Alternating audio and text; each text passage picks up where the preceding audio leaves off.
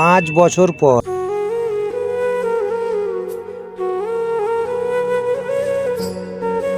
বড় ভাই, এই জমি আমার, আমি চাষ করবো এই জমিতে। না, এই জমি আমার, আমি ফসল লাগিয়েছি, এই জমি আমার। বাপের সম্পত্তি একাই তুমি কি করে পাও? এই সংসারে সমস্ত টাকা আমি খরচ করেছি। দাদা, আমি বিদেশ গেছিলাম, আমি 5 বছর ছিলাম। আমি প্রতি মাসে আপনাকে 10,000 টাকা করে আপনাকে দিলাম মায়ের চিকিৎসা করার জন্য। আমার টাকাই সংসার চলেছে, আর আজকে আপনি বলছেন কি আমি জমির ভাগ পাবো না?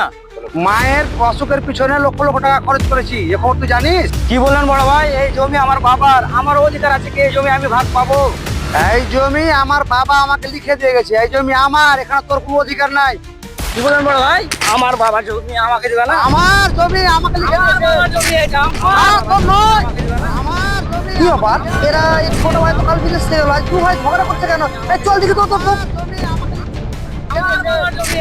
আমার বাবার জমি আমাকে দিবে না? আচ্ছা আচ্ছা, বড় ভাই, তুমি আর তোমার ছোট ভাই কেন দু ভাই ঝগড়া করছো? আরে জানিস এই জমিটা আমাকে আমার বাবা লিখে দিয়েছে, ও বলছে তুমি আমার। তার একটা সমাধান করতে হবে 5 জন। না, ওকে আমি দেখে দেবো। এই জমি আমার, এই জমির ভাগ আমিও পাবো। শোন, তোরা দু ভাই ঝগড়া করবি না, গ্রামে মরল আছে, চল মরলের কাছে বিচার করে নেবো তোদের। চল, ঝামেলা করতে দেবো না, চল। ও মরল সাহেব, কে আছে? ও আমরা গ্রামের লোক আছি। কি খবর আপনাদের?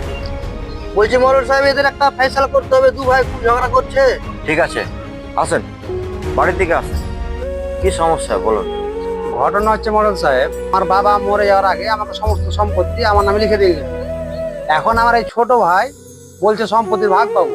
মডেল সাহেব, আমি বিদেশে ছিলাম, আমি প্রতি মাসে আমি সংসারের জন্য, মামা বাবার চিকিৎসার জন্য আমি সম্পূর্ণ খরচা আমি আমার বড় ভাইকে দিয়েছি। ঠিক আছে, কালকে না হয় আপনাদের বিচারটা আমি করে দেবো। তাহলে আপনারা আজকে আসুন।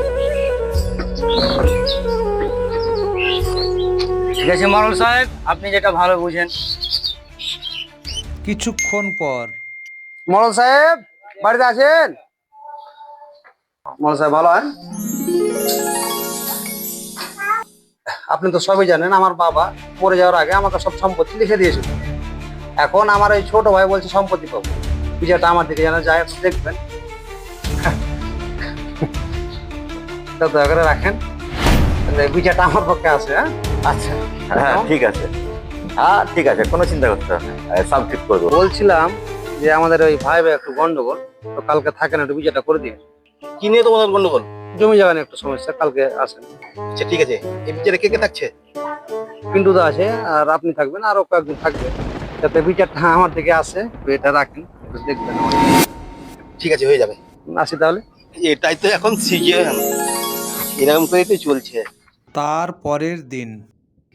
সবাই তো চলে এসেছে, তো যাক, এদের বিচারটা শুরু করা যাক। হ্যাঁ ঠিক আছে, সামরুল, তোমার কি খবর বলো? মডেল সাহেব, আমি বিদেশে 5 বছর ছিলাম। আমি প্রতি মাসে আমার বড় ভাইকে 10,000 টাকা করে আমি সংসারের জন্য দিতাম, মা বাবার চিকিৎসা করার জন্য দিতাম। আজকে আমি বাড়ি এসে দেখছি জায়গা সম্পত্তি সব লিখে নিয়ে গেছে। সেই বিচারটা আপনি করে দেন। মরণ সাহেব, আমার ছোট ভাই সম্পূর্ণ মিথ্যা কথা বলছে।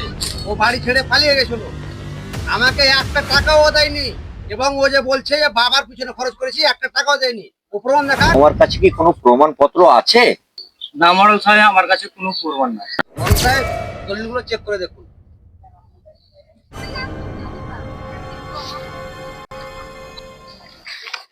দলিল তো ঠিক আছে, আমিও তো ওইসব প্রায় দেখছি, কিন্তু বাবা যখন ছেলেকে লিখে দিয়েছে যার নামে দলিল, জায়গা তার নামে।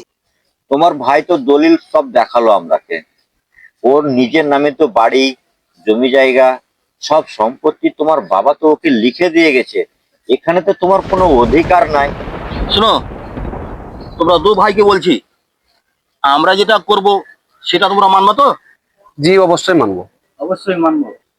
ঠিক আছে, তো যাই হোক, দু ভাইয়ের তো বক্তব্য আমরা শুনলাম, সম্পত্তি ওর বড় ভাইয়েরই থাকলো, ছোট ভাইয়ের এখানে আর কোনো অধিকার কিন্তু থাকছে না। বড় ভাই, এই বিচারটা উপরওয়ালা করবে।